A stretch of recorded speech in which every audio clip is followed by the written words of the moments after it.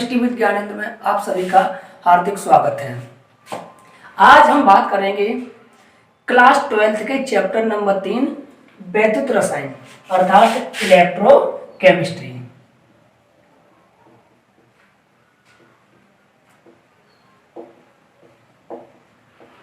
Electrochemistry इस lecture में हम लोग आज केवल इस चैप्टर के बेसिक की जानकारी प्राप्त करेंगे कि इस चैप्टर को सरल किस प्रकार बनाया जा सकता है।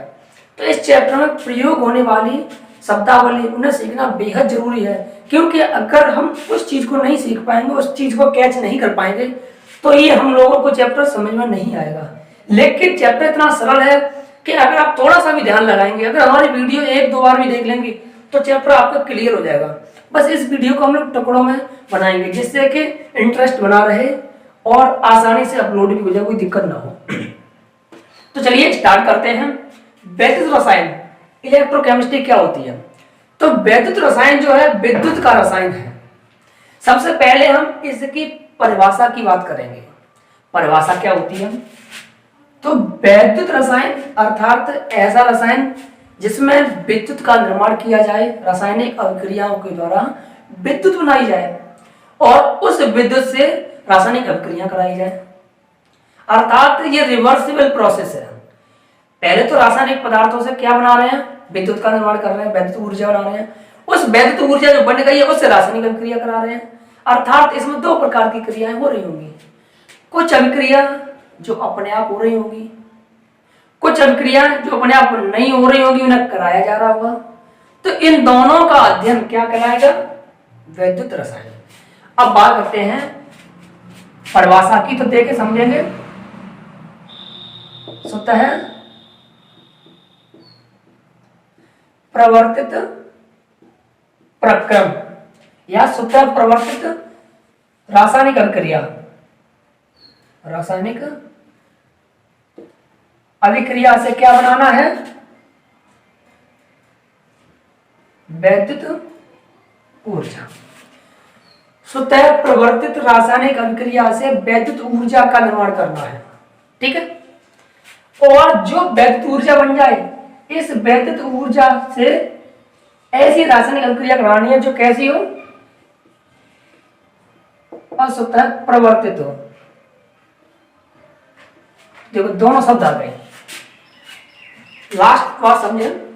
स्वतः प्रवर्तित रासायनिक अभिक्रिया के द्वारा किसका निर्माण हो? वैद्युत ऊर्जा का, ठीक है। और उस वैद्युत ऊर्जा का प्रयोग करके अस्वतः प्रवर्तित रासायनिक अभिक्रियाओं का निर्माण किया जाए या रासायनिक अभिक्रियाएं कराई जाए। तो इनका अध्ययन क्या कहलाता है? वैद्युत रसायन। पहली बात। दूसरे नंबर की बात कर ली जाए बात, तो ये हो जाएगी स्वतः प्रवर्तित प्रक्रम और अस्वतः प्रवर्तित प्रक्रमों का अध्ययन क्या कहलाता है?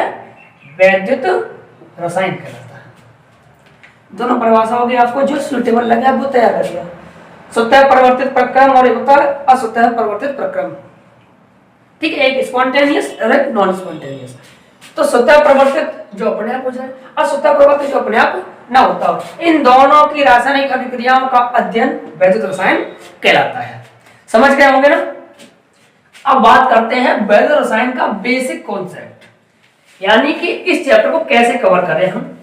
तो इस चैप्टर को समझने के लिए सबसे पहले नंबर तो हमें पढ़ना पड़ेगा चालकों का वर्गीकरण, ठीक है।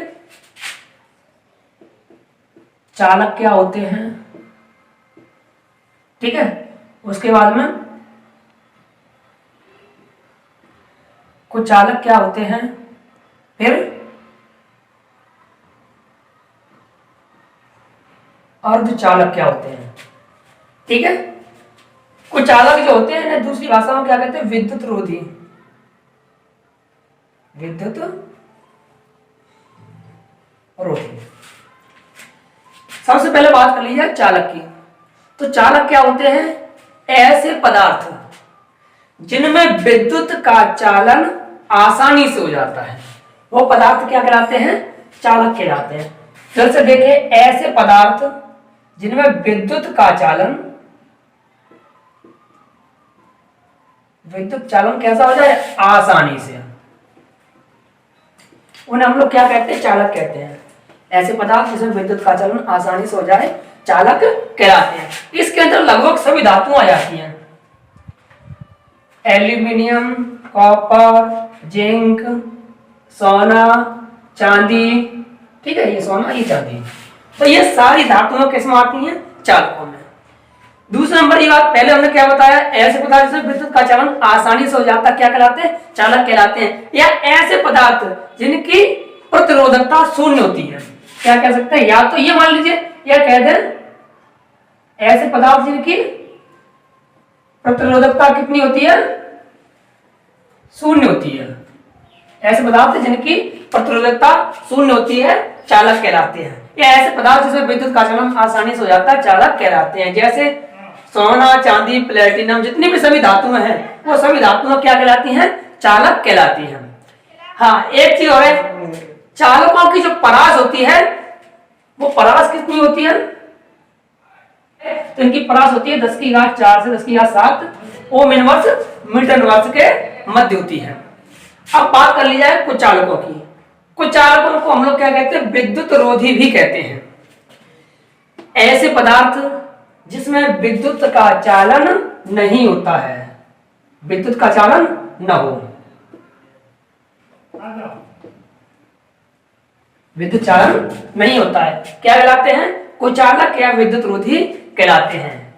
इनकी परास की बात करें तो इनकी परास क्या होती है? 10⁻⁻20 से 10⁻−10 ओम इनवर्स मीटर इनवर्स के मध्य होती है। फिर देखिए विद्युत रोधी क्या होते हैं? ऐसे पदार्थ जिनमें विद्युत का चालन नहीं होता है, इनकी परास 10⁻⁻20 से 10⁻−10 के मध्य होती है। और एग्जाम्पल की बात कर ली जाए तो देखो कांच,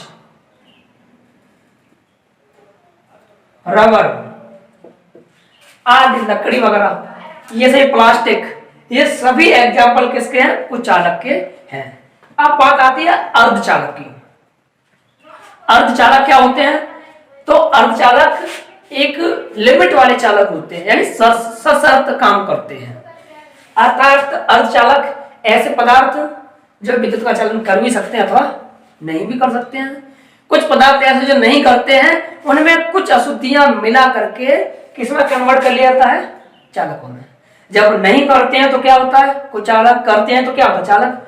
दोनों के लक्षण अगर प्रदर्शित करें तो क्या हो गया भाई? अर्धचालक हो गया। इसके अंतर्गत एग्जाम्पल की बात कर ली जाए तो इसमें आ जाएगा सिलिकॉन,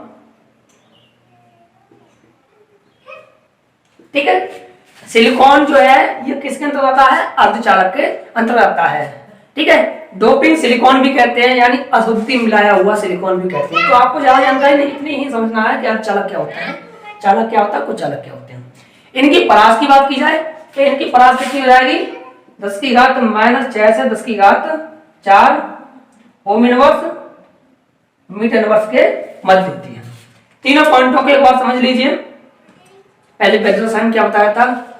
स्वतः परिवर्तित प्रक्रम और अस्वतः परिवर्तित प्रक्रम की रासायनिक क्रियाओं का अध्ययन क्या कहलाता है? विद्युत रसायन कहलाता है।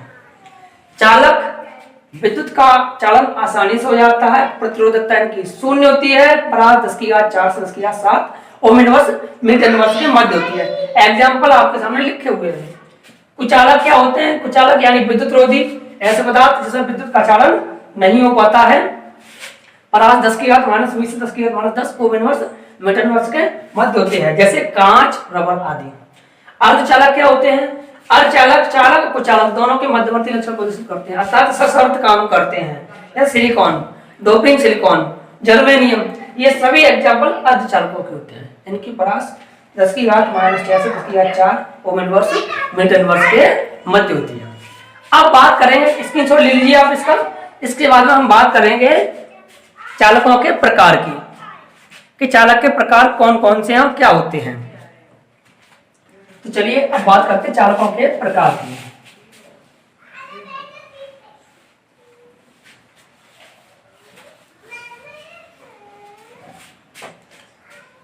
अगर चालक के प्रकार की बात की जाए तो दो प्रकार के चालक होते हैं।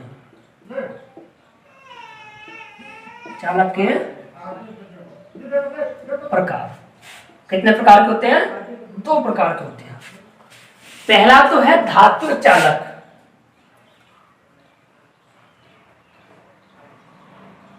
धात्विक चालक, ठीक है। और इसके बाद जो दूसरा है वो है वैद्युत अपघटनी चालक। वैद्युत अपघटनी चालक। एक हो जाएगा आपका धात्विक चालक और दूसरा हो जाएगा वैद्युत अपघटनी चालक। धात्विक चालक क्या होते हैं और वैद्युत अपघटनी चालक क्या होते हैं? दोनों ही चालक बहुत सरल हैं। बस इसमें याद रखना है जो बात बताई जाए संक्षेप में, आप उसने दिमाग में उतनी ही डालनी है।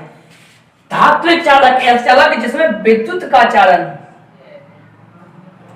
जो विद्युत चालन है वो पता किसके द्वारा होता है? मुक्त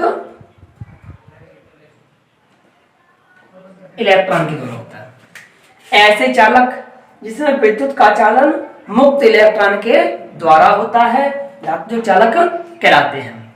दूसरे नंबर की बात, ये जो चालक होते हैं इन चालकों में मुक्त इलेक्ट्रॉन जो होते हैं, जैसे कि यह वायर है तार है, तो इसमें जो मुक्त इलेक्ट्रॉन है वो दोनों तरफ गति करते हैं, इस टाइप से मूवमेंट करते हैं।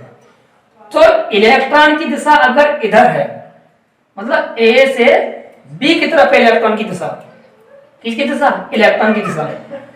तो विद्युत का जो चालन होगा वो किधर होगा? बी से ए की तरफ होता है। इसमें कौन सा चालक? धात्विक चालक। तो क्या बताया? धात्विक चालक जो होते हैं उनमें विद्युत का चालन मुक्त इलेक्ट्रॉनों के कारण होता है। इनमें इलेक्ट्रॉन आगे पीछे गति करते हुए जिस साइड को जा रहे होंगे उसके अपोजिट साइड से विद्युत का चालन होता है। इन चालकों को क्या कहते हैं? धात्विक चालक कहते हैं। एग्जाम्पल की बात कर ली जाए तो जैसे Ag, Au, Cu कॉपर, सोना, चांदी, कॉपर और प्लेटिनम, ये सभी मोस्टली ऐसे एग्जाम्पल है जिन्हें बहुत ज्यादा प्रयोग किया जाता है। आयरन वगैरह सभी धात्विक चालक है। हाँ, एक बात यहाँ पे याद करने वाली ये है, जो धात्विक चालक होते हैं उन पर ताप का क्या प्रभाव पड़ता है, ये टॉपिक अलग से। हमने क्या बताया? धात्विक चालक विद्युत का चालन मुक्त इलेक्ट्रॉन के कारण करते हैं, इतनी बात आपने याद रखनी है, ठीक है। और अब यहीं पे बात कर ली जाए इन चालकों पर ताप का क्या प्रभाव पड़ता है। कौन से चालकों पर? धात्विक चालकों पर ताप का क्या प्रभाव पड़ता है। तो इसके लिए प्रैक्टिकली बात है, एक तार है, वायर है, ये क्या है? तार है, ये ए सिरा और ये बी सिरा, यहां पर लगी हुई है मोमबत्ती से, आप इसे जला रहे हैं, इसे हटा लीजिए तब इसकी जो विद्युत का चालन होगा वो अलग रहा होगा, इसका जो करंट है, जो धारा है वो अलग रही होगी। लेकिन जैसे ही आप इस तार को हीट करेंगे, गर्म करेंगे, तो इस तार में विद्युत का चालन कैसा हो जाएगा? कम हो जाएगा, स्लो हो जाएगा। तो ताप के प्रभाव से क्या होता है?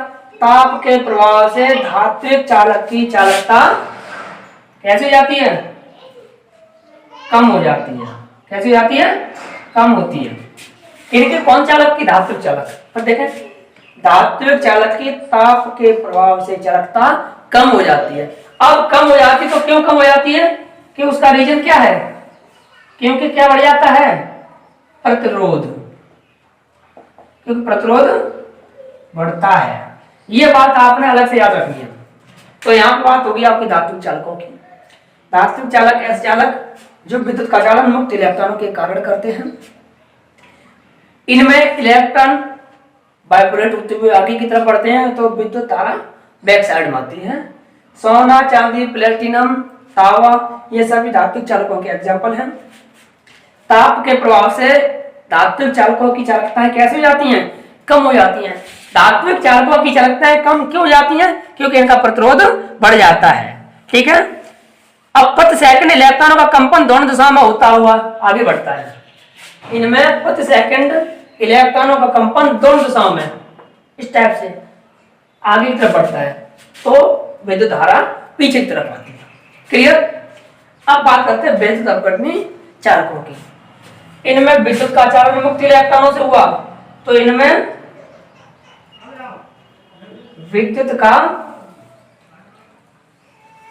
चालन किसके द्वारा होता है? मुक्त आयन के द्वारा होता है, मुक्त आयन के द्वारा होता है। अर्थात वैद्युत अपघटनी चालक ऐसे चालक होते हैं जिसमें विद्युत का चालन मुक्त आयनों के द्वारा होता है। अब ये मुक्त आयन क्या होते हैं, 1 मिनट के लिए हम आपको बता दें आयन होते क्या है।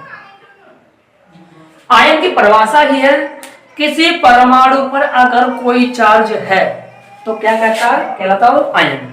परिभाषा है आवेशित परमाणु को आयन कहते हैं। सोडियम है अभी आयन नहीं है, लेकिन सोडियम पर धनावेश आ गया, ये क्या बन गया? आयन। क्लोरीन है आयन नहीं है, क्या बन गया? क्लोराइड आयन बन गया। तो देखो चार्ज, चाहे पॉजिटिव चार्ज हो चाहे नेगेटिव, चाहे कैटायन हो चाहे एनायन हो, तो कह सकते हैं किसी परमाणु पर अगर कोई चार्ज है तो वो क्या बन जाता है? आयन। ऐसे ही आयन चाहे पॉजिटिव हो चाहे नेगेटिव हो, ये आयन और सॉल्यूशन में मुक्त रहते हैं।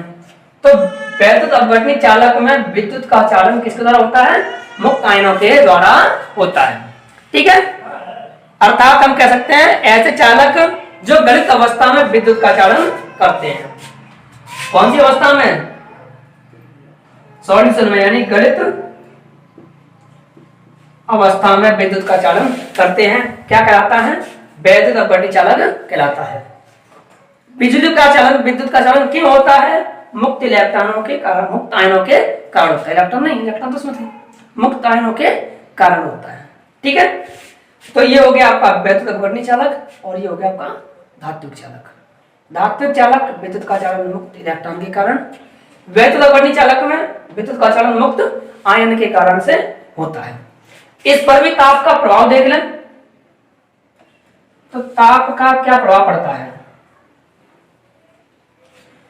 ताप के प्रभाव से धात्विक चालक की चालकता कैसी होती है? कम।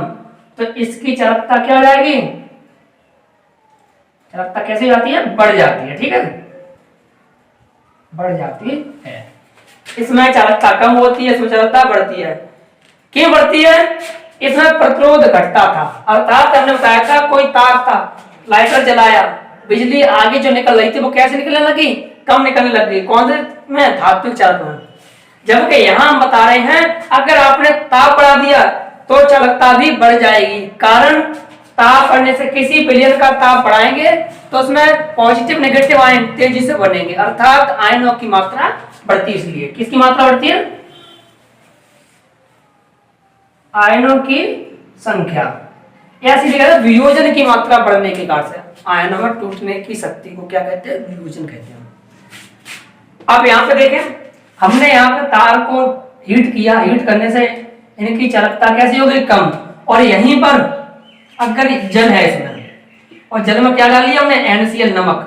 नमक के जलीय विलयन में विद्युत का प्रभाव होता है, पता सभी को।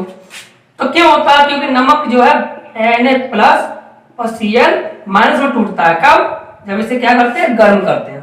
तो वही चीज यहाँ बताई गई है। वैद्युत अपघटनी चालक गलित अवस्था में विद्युत का चालन करते हैं। तो गलित मतलब गली हुई अवस्था में। तो क्यों?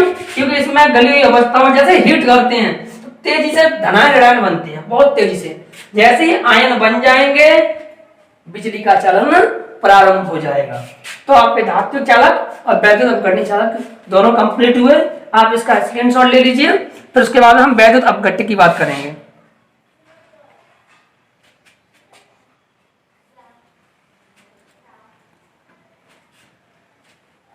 हाँ, अब बात करते हैं वैद्युत अपघट्य क्या होते हैं और वैद्युत अनअपघट्य क्या होते हैं।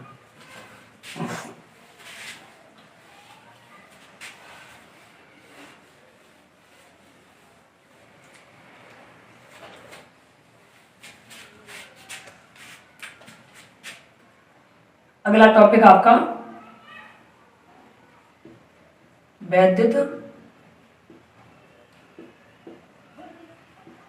अपघट्य और दूसरा टॉपिक होगा वैद्युत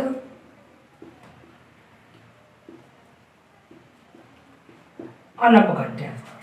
पहला टॉपिक क्या होता है? वैद्युत अपघट्य और दूसरा वैद्युत अनअपघट्य। वैद्युत अपघट्य की बहुत सरल परिभाषा है। क्या होता है वैद्युत अपघट्य?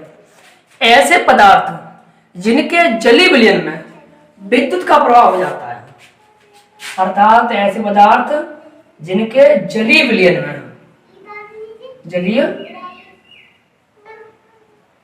विलयन में किसका प्रभाव हो जाए, विद्युत प्रवाह हो जाए, वो क्या कहलाते हैं, वैद्युत अपघट्य पदार्थ कहलाते हैं। अर्थात हम कह सकते हैं कुछ ऐसे पदार्थ अपने पास में हैं जिन्हें जल में घोलो, जल में घोलने पर वो अपने आयनों में टूटेंगे, अगर वो अपने आयनों में टूटेंगे तो बिजली का प्रवाह करेंगे, तो वो सभी पदार्थ क्या कहलाते हैं, वैद्युत अपघट्य। एग्जाम्पल की बात कर ली जाए तो एग्जाम्पल में हो जाएगा आपका NaCl नमक। क्यों हो जाएगा नमक, क्योंकि सभी को पता कितने आयनों से मिलकर बना है, 2 से, Na plus plus Cl minus. ठीक है, उसके बाद में एग्जाम्पल ले लिया CuSO4, ये भी 2 चीजों से मिलकर बना है, Cu plus 2 plus SO4 minus 2, है ना, तो सभी लवण आ जाएंगे। उसके बाद में हो जाएगा AlCl3 एल्यूमिनियम क्लोराइड, ये भी Al plus 3 plus 3Cl minus. बहुत सारे एग्जाम्पल हैं, नमक है, कॉपर सल्फेट है, सोडियम Na2SO4 है, सोडियम सल्फेट है, बहुत सारे एग्जाम्पल हैं। ये सारे एग्जाम्पल अपने आयनों में टूटते हैं और जलीय विलयन में विद्युत का प्रवाह करते हैं। अभी आपको बताया गया था जो बिजली का प्रवाह करें वो क्या होते हैं, वैद्युत अपघट्य चालक होते हैं, बताया था।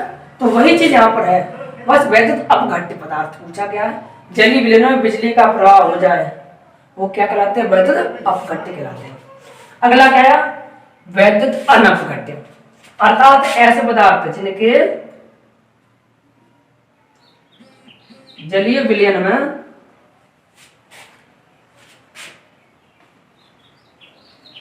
विद्युत प्रवाह नहीं होता है या आसानी से नहीं होता है।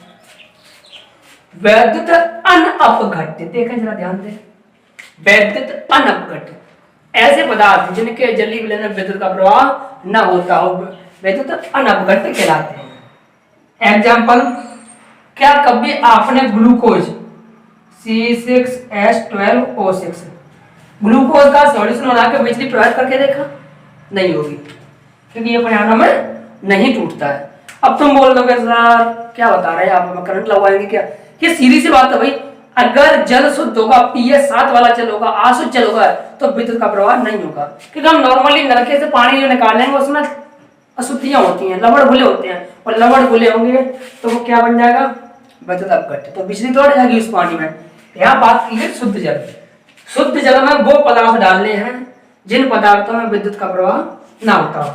तो जो ग्लूकोज है उसमें विद्युत का प्रवाह नहीं होता। यूरिया NH2CO NH2 क्या है, यूरिया है, यूरिया में भी विद्युत का प्रवाह नहीं होता। एथिल एल्कोहल C2H5OH, ये आपका है एथिल एल्कोहल।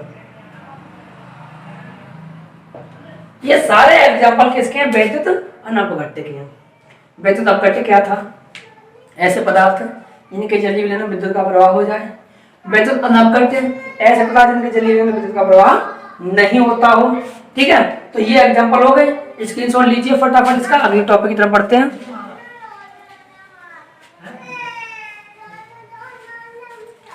अब बात करेंगे वैद्युत अपघट्य के वर्गीकरण की। वैद्युत अपघट्य के वर्गीकरण ये 2 भागों में बांटा गया है, प्रबल वैद्युत अपघट्य और दुर्बल वैद्युत अपघट्य। वैद्युत अपघट्य के प्रकार तो कितने भागों में बांटा गया, इसे 2 भागों में। एक है प्रबल वैद्युत अपघट्य और दूसरा है दुर्बल वैद्युत अपघट्य। ठीक है, एक आपका प्रबल वैद्युत अपघट्य, दूसरा है दुर्बल वैद्युत अपघट्य। दोनों बहुत सरल तरीके से समझना, इतनी अच्छी पहचान है, बहुत अच्छी। देखो वैद्युत अपघट्य को पहले तो आप जान चुकी हैं, ये वैद्युत अपघट्य, ये अंडरलाइन करेंगे। ठीक है, वैद्युत अपघट्ट में बताया गया था ऐसे पदार्थ, ये हटा दिया मैंने अभी, ये जानिए क्यों, ऐसे पदार्थ जिनके जलीय विलयन में विद्युत का प्रवाह हो जाता है। तो ये भी वैद्युत अपघट्ट है, ये भी वैद्युत अपघट्ट है, बस फर्क इतना, ये प्रबल और ये दुर्बल है। अर्थात हम कह सकते हैं इसमें भी बिजली दौड़नी, इसमें बिजली दौड़नी, इसमें भी विद्युत का चालन होना है, इसमें भी विद्युत का चालन होना है। बस फर्क क्या है, इसमें विद्युत का चालन तीव्रता से होना है और इसमें विद्युत का चालन स्लोली स्लोली होना है।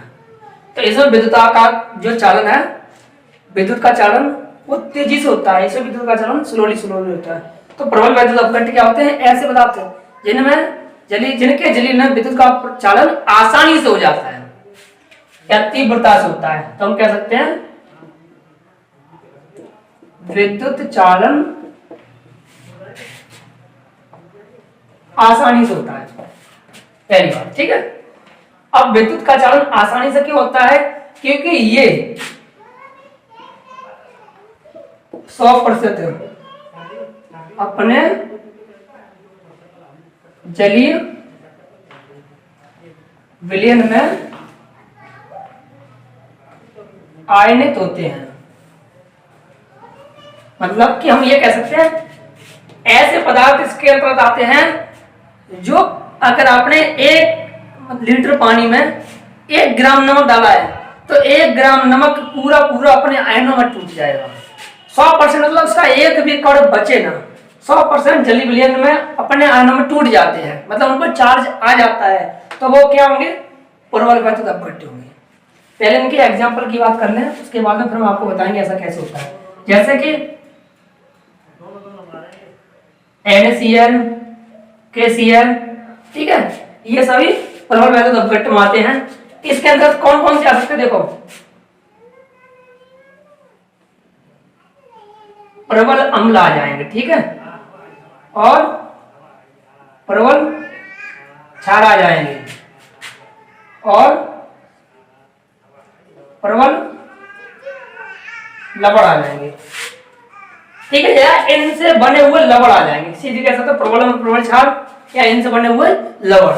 तो NaCl, KCl, NaOH, ये सारे एग्जाम्पल इसी के हैं, ठीक। HCl 1 2 3 4 बहुत सारे एग्जाम्पल हो गए, इन्हीं पर आधारित है। अब इन्हें प्रूफ कैसे करें, फिर से देखें। प्रबल वैद्युत अपघट्ट ऐसे पदार्थ जो 100% जलीय विलयन में अपने आयनों में टूट जाते हैं, इनमें विद्युत का चालन आसानी से हो जाता है, प्रबल वैद्युत अपघट्ट कहलाते हैं। ये प्रबल अम्ल, प्रबल क्षार, प्रबल अम्ल दुर्बल क्षार, दुर्बल अम्ल प्रबल क्षार आदि से मिलकर बने हुए होते हैं, या इनके लवण होते हैं, ठीक है। एग्जाम्पल लिखे हुए। अब एक एग्जाम्पल यहां हम आपको समझाते हैं। जैसे कि मान लीजिए NaCl है, हम कैसे माने कि ये प्रबल वैद्युत अपघट्ट है। तो NaCl है, यहां हमने NaCl कितने अणु ले लिए, 100 अणु ले लिए, और इसका जलीय विलयन एक्वस जलीय विलयन यानी इसमें पानी में घुला। तो पानी में घोलने पर आपको पता है Na+ बनेंगे प्लस Cl-, दो प्रकार के अणु बनते हैं, धनायन और ऋणायन। तो 100 अणु लिए थे, NaCl कितने थे, 100, तो 100 ही क्या बनेंगे, धनायन, ठीक है। 100 अणु Na के बनेंगे और 100 अणु Cl के बनेंगे। देखिए कितने अणु आपने लिए, 100 अणु लिए, 100 अणु में से 100 धनायन और 100 ऋणायन, ऐसे मान लीजिए। Cl हटा लिया तो Na कितने माने जाएंगे, 100। अब Na हटा लिया तो Cl कितने माने जाएंगे, 100।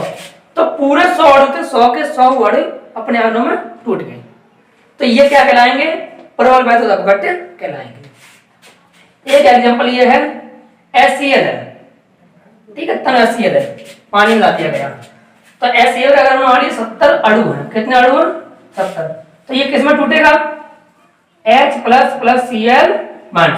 तो 70 अणु ये होंगे, 70 अणु ये होंगे, क्योंकि 70 अणु पूरे अणु अगर अपने आयनों में टूट रहे हैं तो वो क्या कहलाता है, प्रबल वैद्युत अपघट्ट कहलाता है, ठीक है। अब प्रबल वैद्युत अपघट्ट का एग्जांपल प्रबल अम्ल प्रबल क्षार, प्रबल अम्ल दुर्बल क्षार, दुर्बल अम्ल प्रबल क्षार, यानी कोई ना कोई चीज प्रबल होनी चाहिए, तथा इनसे बने हुए लवण भी क्या कहलाते हैं, प्रबल वैद्युत अपघट्ट की श्रेणी में आते हैं। क्यों आते हैं, क्योंकि ये 100% अपने जलीय विलयन में आयनों में टूट जाते हैं, आयनित हो जाते हैं, वियोजित हो जाते हैं।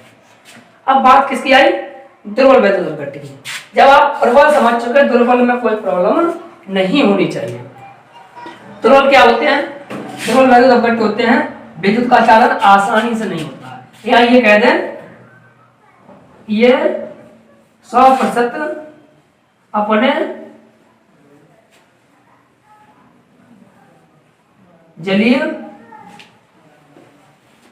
विलयन में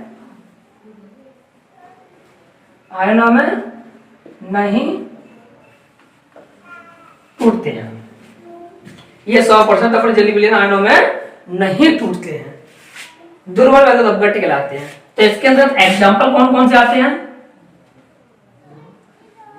दुर्बल अम्ल या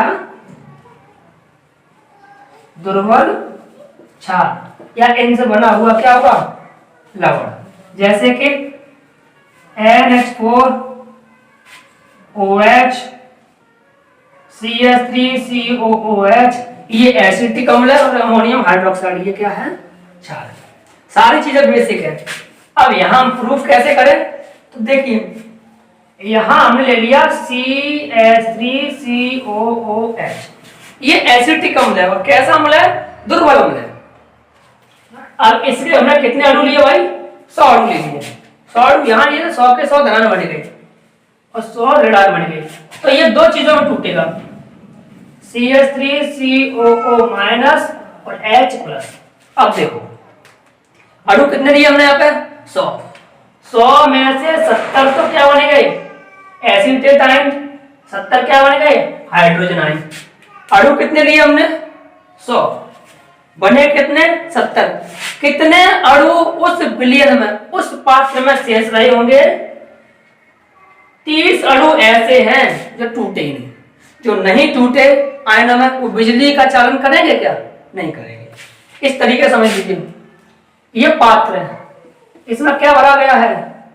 CH3COOH। कितने ml ले लिया हमने यहाँ पे?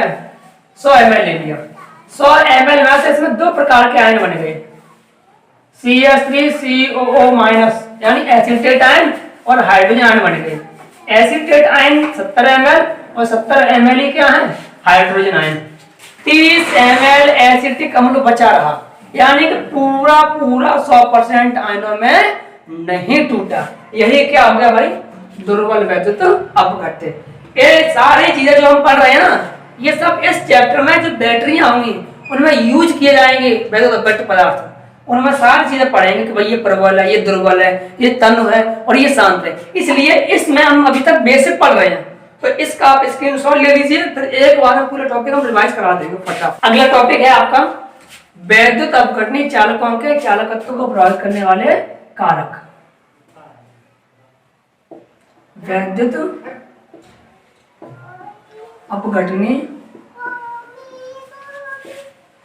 चालकों के चालकत्व को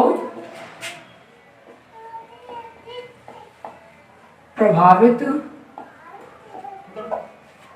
करने वाले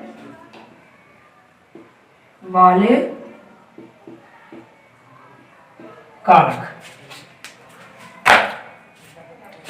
अब देखें बात यहाँ पे वैद्युत अपघटनी चालक जान के ना, सॉल्यूशन बनाने वाले, अर्थात लवण को पानी में घुल के विलयन बनाया, तो प्रबल वैद्युत अपघटन लिया हुआ है, दुर्बल वैद्युत अपघटन लिया गया होगा, जो भी लिया गया होगा, उनमें कौन कौन से ऐसे कारक हैं जो उनकी चालकता बढ़ा सकते हैं अथवा उनकी चालकता घटा सकते हैं। जैसे कि हम नमक है, नमक को पानी में घोलें, जल में, नमक को जल में घोलने पर सॉल्यूशन बन जाएगा, विलयन बन जाएगा। अब उस विलयन को हम क्या करें कि उसमें विद्युत का चालन तेजी से हो या विद्युत का चालन स्लोली हो, उसकी चर्चा करेंगे। तो पहला ही पॉइंट है आयन का आकार। पहला पॉइंट क्या है? आयन का आकार। दूसरा पॉइंट, पहला पॉइंट हो जाएगा आयन का आकार, दूसरा है विलायक की श्यानता। विलायक की श्यानता, ठीक है। पहला आयन का आकार और दूसरा है विलायक की श्यानता। उसका तीसरा है वैद्युत अपघट्य की सांद्रता। वैद्युत अपघटिकी सांतन। और चौथा है ताप का प्रभाव, जो कि हम पहले ही पढ़ चुके हैं इसके बारे में। वैद्युत अपघटनी चालकों के चालकत्व को प्रभावित करने वाले कारक कौन कौन से हैं? तो 3-4 है केवल। बताया क्या गया यहाँ पे? एक पात्र है, उस पात्र में क्या भरा गया भाई? जल। और इसमें क्या डाल दिया हमने? NaCl बोले तो नमक। अब ये क्या बन गया? क्या बन गया ये? वैद्युत अपघट्य, अर्थात इसमें विद्युत का चालन होगा। क्यों होगा? क्योंकि ये 2 आयन बनाया होगा, एक Na+Cl- है ना।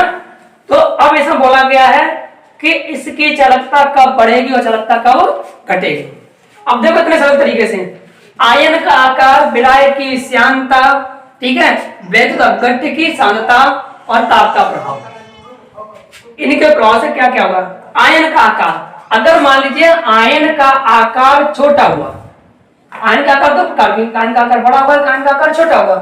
अगर आयन का आकार छोटा हुआ तो वो क्या होगा? उसमें आसानी से घुल जाएगा। जब आयन आसानी से घुल जाएगा तो आयन क्या हो जाएगा?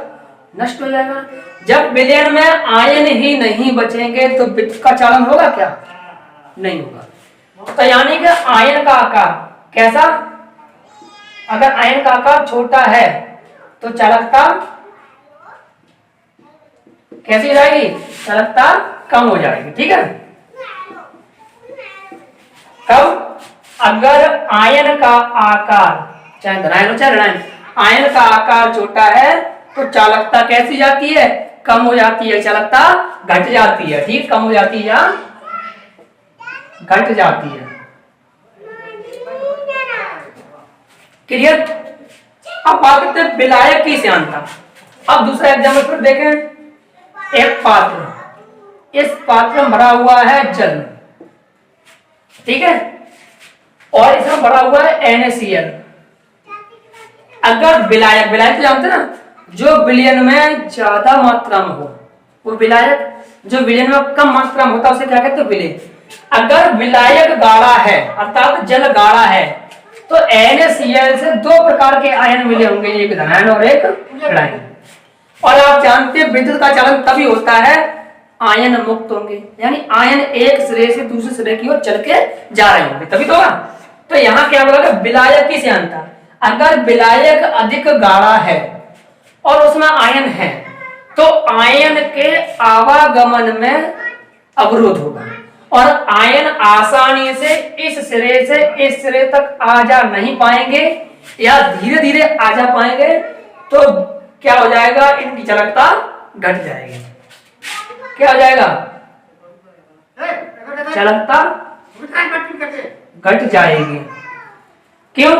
हमने बताया कि सपोज दैट कोई विलायक ज्यादा गाढ़ा है और उसमें आयन है, तो आयन एक टर्मिनल से, एक छोर से, एक सिरे से दूसरी तरफ जाने में टाइम लेगा क्योंकि गाढ़ा है, तो उसमें से आसानी से आयन प्रवाह नहीं होगा, आयन फ्लो नहीं हो पाएंगे। जब आयन फ्लो नहीं हो पाएंगे तो जाहिर सी बात है या तो स्लो हो पाएंगे, तो जो क्या बोलते हैं कि जो चालकता है वो चालकता कैसी जाएगी? कम हो जाएगी। अब बात आती है वैद्युत अपघट्य की सांद्रता। अब देखिए इसमें अंतर है, यहाँ बात किसकी की गई है? विलायक की, और यहाँ किसकी बात की गई है? विद्युत अपघट्य यानी कि विलेय पदार्थ की। अब वही चीज है, सारी चीजें वही हैं, NaCl भी जल भी। अब यहाँ पर सांद्रता किसकी कर दी ज्यादा? NaCl की। नमक की मतलब जल की सांद्रता नहीं है, अब सांद्रता किसकी है? NaCl की। अगर NaCl अर्थात वैद्युत अपघट्य पदार्थ अधिक होगा तो आयन भी अधिक बनेंगे, और जब आयन अधिक बनेंगे तो क्या हो जाएगा? इनकी चालकताएं बढ़ जाएंगी। तो वैद्युत अपघट्य की सांद्रता अधिक होने से क्या होता है? चालकता क्या हो जाती है? बढ़ जाती है, ठीक है। फिर देखिए वैद्युत अपघट्य की सांद्रता अधिक होने से चालकता बढ़ जाती है। विलायक की सांद्रता मतलब बड़ा वाला पदार्थ अगर है तो उसमें आयन में के आवागमन में अवरोध होगा, इसलिए चालकता घट जाती है। आयन का आकार अगर छोटा होगा तो आयन का आकार छोटा होगा तो आयन आसानी से विलायक में घुल जाएगा। आयन ही नहीं रहेगा तो उसकी चालकता क्या करेगी? ताप का प्रभाव सभी जानते हैं। अगर मान लीजिए नमक है, इसमें क्या घुला हुआ है, NaCl, और क्या लगा हुआ है पहले से जल। इसे अगर आप हीट करेंगे यानी टेम्परेचर ताप देंगे तो गर्म करने से क्या होता है, ये Na+Cl- में बनने की दर बढ़ जाती है। यानी वियोजन की दर बढ़ने के कारण से, ताप के प्रभाव से वियोजन की दर बढ़ने के कारण से इनकी चालकता भी क्या हो जाता है, बढ़ जाती है। क्लियर? आप लोग एक और इस चीज का स्क्रीनशॉट ले लीजिए, और उसके बाद में अगर आपको वीडियो हमारी पसंद आई हो तो प्लीज हमारे चैनल को सब्सक्राइब कीजिए और बेल आइकन दबाएं। हम ये चैप्टर स्लोली पार्ट में आपको प्रोवाइड कराएंगे, और लॉकडाउन का पालन करें, घर पर रहें, वीडियो देखें, आराम से अपनी स्टडी करें सरल तरीके से। बहुत सारे यूट्यूबर्स हैं, मैं भी एक छोटा सा हूं, लेकिन अगर आपको हमारा पढ़ाने का तरीका पसंद आया है तो हमारे चैनल को सब्सक्राइब कीजिए। तब तक के लिए जय हिंद, वंदे मातरम।